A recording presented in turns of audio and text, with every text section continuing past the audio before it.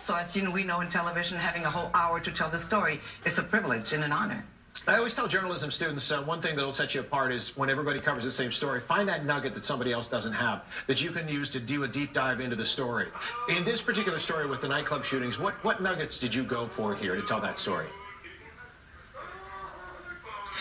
Well, we wanted to know exactly what happened inside. You know, we have read a lot. There's been so much news coverage of this.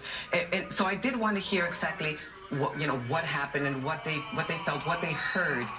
But more than anything else, there's a different side that I think has not been told except for us at Univision almost a year ago, which is this gentleman who claims to be Omar Mateen's lover. He claims that Omar Mateen was gay and that his motive for this massacre was not necessarily terrorism, but maybe revenge.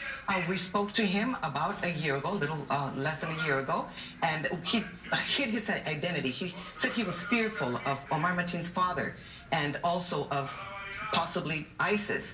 So this time around, he shows his face, he tells his name, he's unafraid, and he tells us his story and explains to us who Omar Mateen was, or at least who the Omar Mateen that he knew was. And it's really fascinating as well, especially somebody like yourself. You've interviewed presidents, you've interviewed numerous world leaders over the last few years and few decades.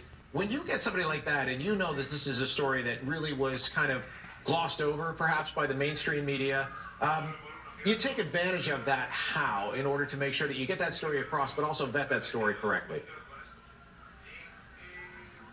Well, I think that the same way that we interview politicians, we have to be skeptical. We have to be skeptical and ask questions and dig as much as we can. So, you know, we were skeptical when we went into this interview with this gentleman, and we tried to corroborate some of the things that he said. We were able to speak to the FBI to make sure that they were interrogating him and that he had been in touch with them and that they were looking at this angle, just to make sure that he was not, lying to us. So I think just like what our job is in news is ask the questions and let the audience decide whether or not they want to believe it. But, during this particular show for Investigation Discovery, we did speak to other people from Omar Mateen's past who maybe not necessarily corroborate the idea that he was a gay man, but yes, that he was someone who was troubled, who was very unhappy with his life.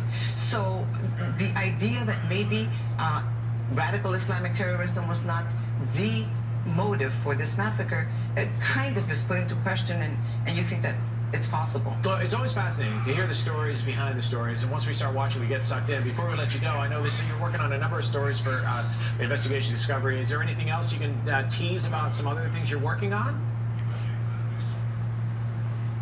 Well, we're halfway through the series. We have 5 more stories, and all I can tell you is that each one is very different from the other. But the common denominator is that a lot of these deaths, a lot of these massacres, a lot of these killings could have been prevented if someone who saw something spoke up, if someone who did their job right, if there was not corruption in some police departments, if there was not incompetence or injustice. So I think we cover all of those elements in some of the shows, or most of the shows that you will be seeing in the rest of this series on Monday nights at 10 on Investigation Discovery. All right, and we'll look for the Pulse nightclub story this Monday night at 10. Maria, thank you so much for joining us this morning.